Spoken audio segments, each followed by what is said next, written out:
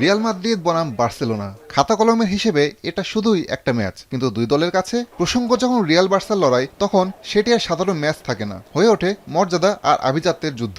তাই দুই দলের লড়াইকে ডাকা হয় এল ক্লাসিকো নামে। লা লিগার মঞ্চে মৌসুমের শেষ এল ক্লাসিকোতে আজ ফের মুখোমুখি দুই চিরপ্রতিদ্বন্দ্বী।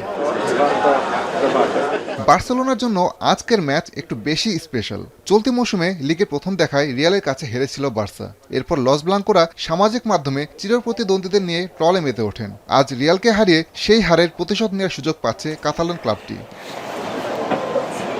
এছাড়া আজ জিতলে 3 ম্যাচ হাতে রেখে লিগ নিজেদের করে নেবে বার্সেলোনা। চিরপ্রতিদ্বন্দ্বীদের হারিয়ে তাদের সামনে লিগ শিরোপা নিয়ে আনন্দের সুযোগ নিশ্চয়ই হারাতে চাইবে না হান্সি ফ্লিকের শিষ্যরা। এতে পরপর 2 মৌসুম লিগ শিরোপা জয়ের স্বাদ পাবে কাতালানরা। অন্যদিকে রিয়াল মাদ্রিদকে পেতে হবে টানা 2 মৌসুম ট্রফিবিহীন থাকার দুঃখ। এখন পর্যন্ত 263 ম্যাচে মুখোমুখি হয়েছে রিয়াল মাদ্রিদ ও বার্সেলোনা, যেখানে রিয়াল মাদ্রিদ জিতেছে 106টি ম্যাচ, বার্সেলোনা হাসিমুখে মাঠ ছেড়েছে 105 বার। লা লিগায় অবশ্য কাতালানদের চেয়ে 4 বার বেশি জিতেছে লস ব্লাঙ্কোরা। গোল দেওয়ার দিক থেকে অবশ্য এগিয়ে বার্সাই।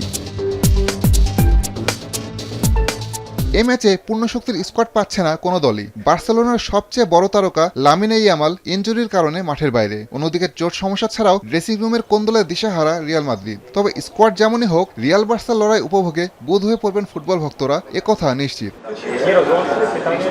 আসাদুজ্জামান লিটন, এখন।